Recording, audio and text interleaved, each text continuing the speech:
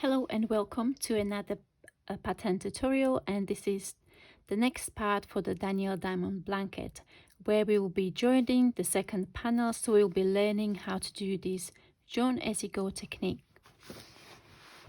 So without further ado, we are going to get our small sample that we've started. So this is my mini sample, and we will be starting with color B. So I am going to get my color B. Remember, I'm working on a tiny little mini version of the blanket, so I will be making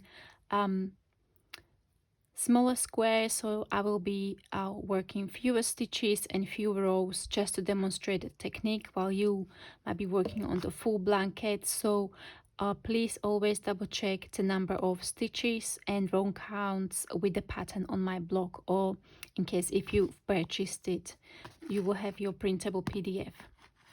So we've got our color B, and we will be starting in the right corner of the first panel, right bottom corner. So we will need to locate the chain at the beginning of the row. So I'm going to get it close to the camera so you can see it. So this would be the row 1, but we want to attach the chains of the next panel into the chain here, because we are not going to start working directly the row number 1. We will start with the chains first. Okay, so this is just a little bit tricky. It's not hard, it just requires a little bit more attention and more patience, because these chains are quite small and they might be hard to work into. So you will insert, as we are joining, we will be inserting the hook through two loops. So first we need to go through the loop of the chain, and then into the loop behind it, like so. Okay, so you insert the hook there. So again, you are going to be inserting your hook to join the next panel into the bottom loop of the corner chain, and then into the loop that is under there. Working into these two loops makes the join more secure. Okay, so we'll then place the loop of the color B on the hook and pull it through, like so. And now I am going to be chaining 9. You will chain 21. So just to recap chains, you yarn over, pull through. So that's chain 1, that counts as a chain 1, 2, 3, 4, 5, 6, 7, 8, and 9. Okay, so I've got 9 chains. If it helps, you can place a stitch marker into that chain 9, because they will be the chain that you will be attaching the next panel number 3 into. And then we will do the same as we did for the foundation row. We will turn the chains around and work into the back bum. So we start with the second chain from hook, that's 2 loops, 3, 4, 5, 6,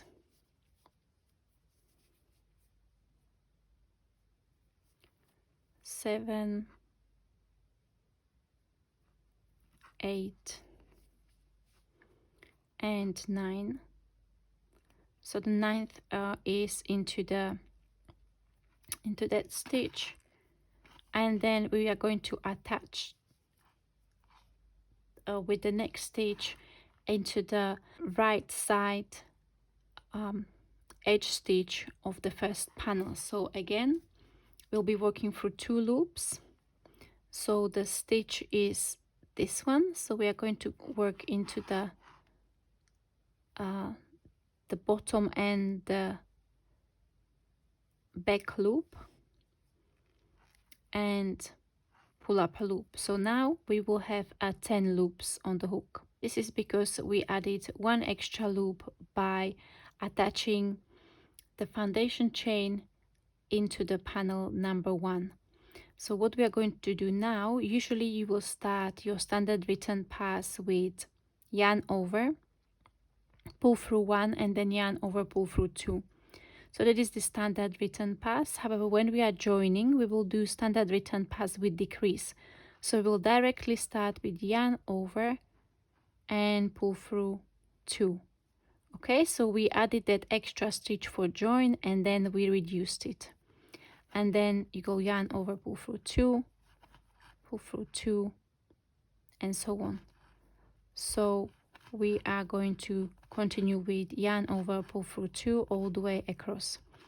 And now from this point on, all the way throughout the rest of the pattern, you will work this standard return pass with decrease, because from now on we will be always joining the last stitch into the side or into the right edge of the previous panel.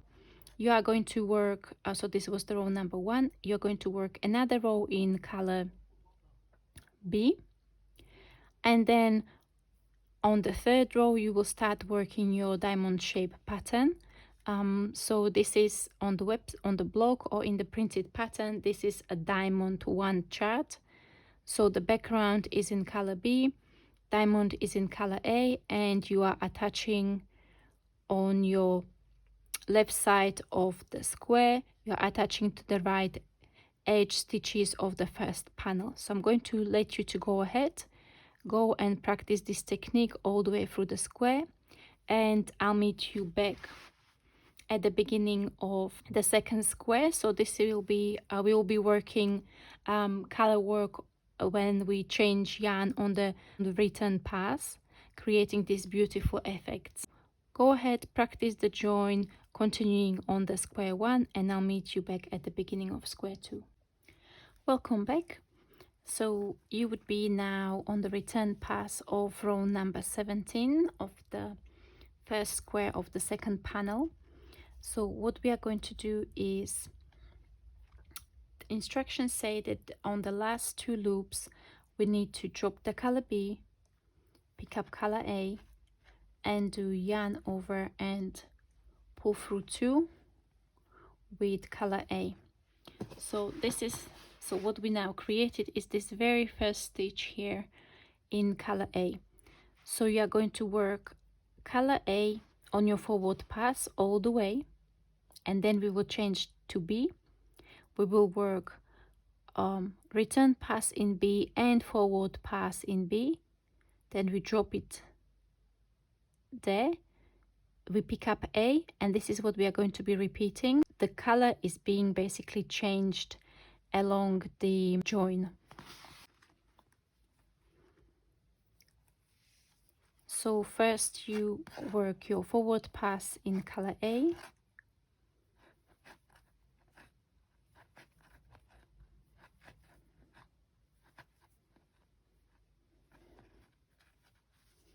so Tunisian simple stitch in every stitch. We also work the joining stitch in color A. We are going to drop A. Now we do the yarn over, pull through 2 in color B. Okay, so get my color B, and then I'll continue doing yarn over, pull through 2 in my color B.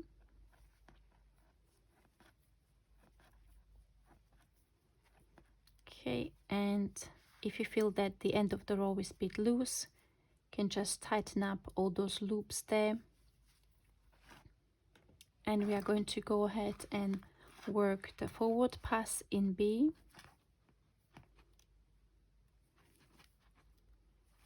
like so.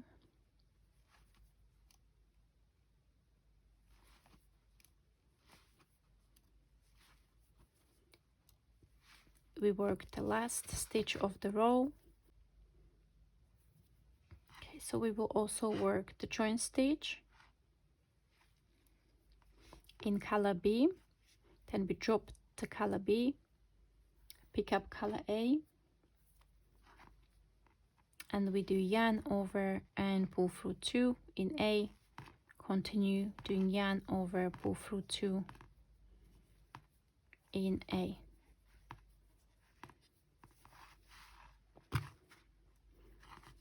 Okay, and then again forward pass in A,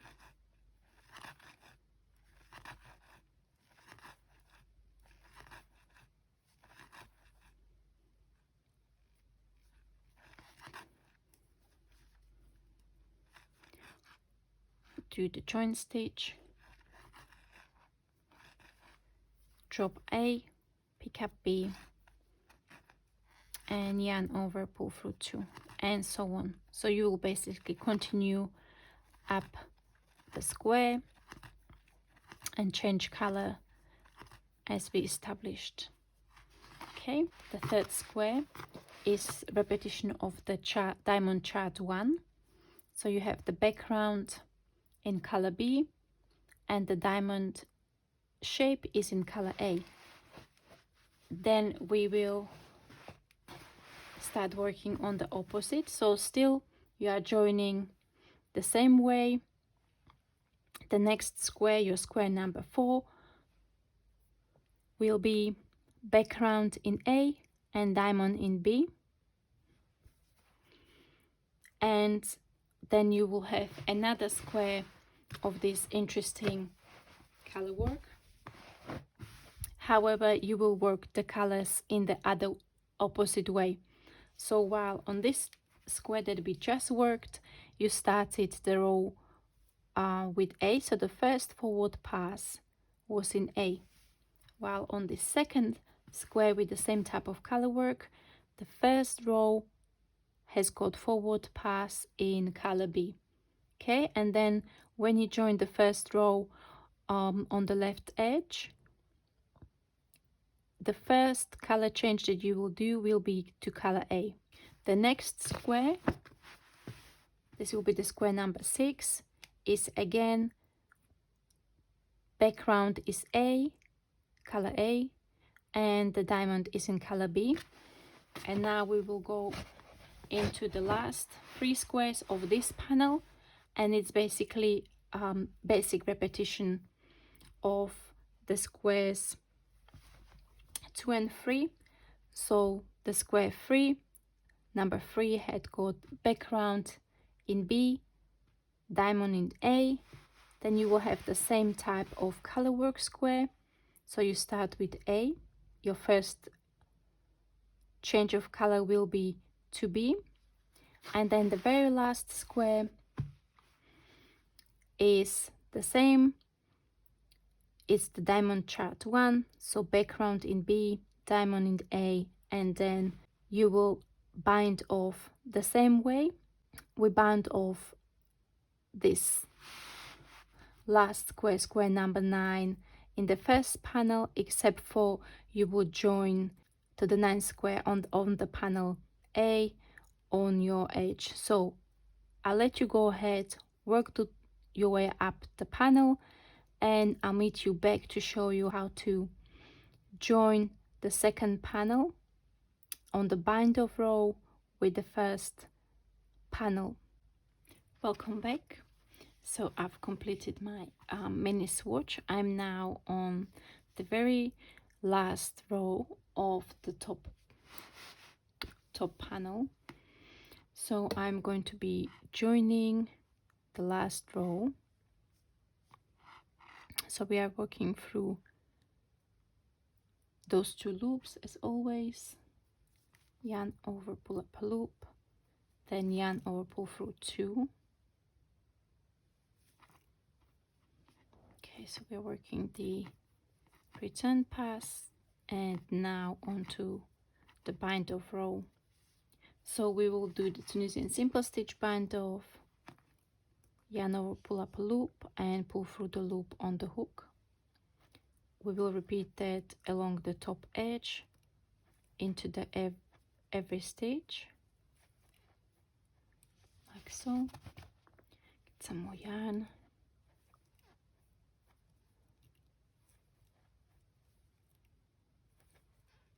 Okay, we're going to work the last loop here. So we've bound off all the stitches, however we need to now attach it to the first panel. So what we're going to do, as you can see, this very first stitch here that we bound off here, we are going to go under both of the strands of yarn, like so. Going to go there and pull through. The stitch is really tight, so might need some adjusting, so pull it through. And now cut your yarn, pull it all the way through and tighten it. So that's the loop that basically, this is the loop that sits over the join. Okay, and then you just weave in this end and you've got the two panels now. So well done. This panel was especially challenging because every single square was some sort of color work, so we were constantly changing yarns, carrying yarns forward and back. So this panel was a lot on attention, but I think it's that more enjoyable that now you've mastered it. So you've pretty much mastered all the different types of color work. You know how to join panels, your stitches, you know how to bind off and join the panels on the top.